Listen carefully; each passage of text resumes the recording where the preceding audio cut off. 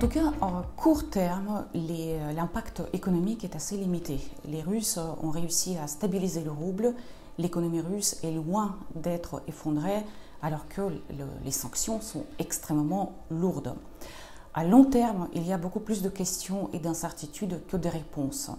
Le problème, c'est que la Russie a aujourd'hui beaucoup moins, voire pas du tout, d'accès aux nouvelles technologies occidentales. Elle doit en chercher ailleurs, notamment en Chine. Elle cherche à remplacer ces technologies, mais aussi les équipements de pointe.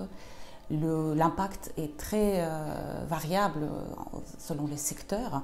Par exemple, la vente des automobiles a chuté en un an de quasiment 90%. Et donc, pour certains secteurs, il y a énormément de problèmes qui vont se poser. Et ce qui est certain, c'est que la Russie va se rapprocher de la Chine au point où, sur certains aspects, elle en sera extrêmement dépendante. Donc, beaucoup de questions et beaucoup d'incertitudes sur le long terme. Mais ce qui est certain, c'est que pour la volonté politique, les sanctions, aujourd'hui, et même probablement à moyen et long terme, n'auront pas l'impact souhaité et ne feront pas changer Vladimir Poutine de sa politique. C'est une question d'intérêt vital aujourd'hui pour les Russes et à mon avis, il faudra attendre l'après-Poutine pour parler du changement de la volonté politique et des intentions côté russe.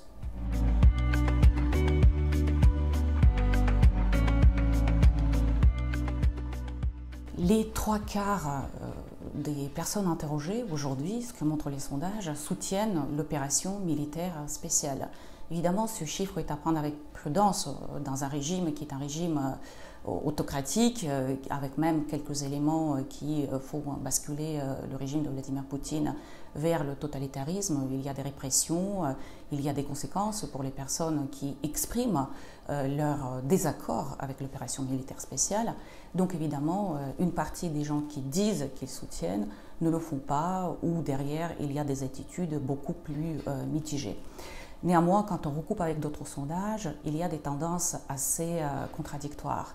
D'une part, la majorité des Russes considèrent que les choses dans le pays vont dans le bon sens, dans la bonne direction, et approuvent l'activité de Vladimir Poutine.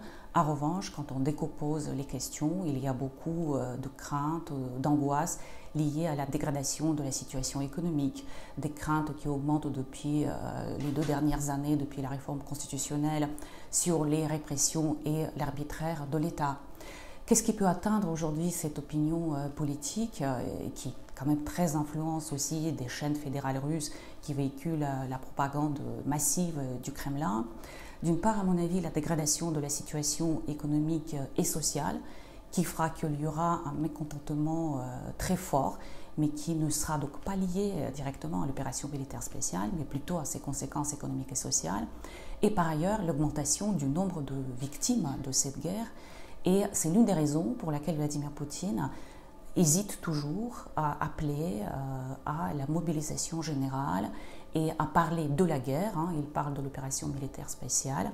Tout cela dans l'optique de ne pas heurter directement l'opinion publique qui se détache de plus en plus d'ailleurs de cette opération militaire spéciale. Les sondages montrent que l'intérêt et le suivi de près de cette opération est en érosion lente, progressive.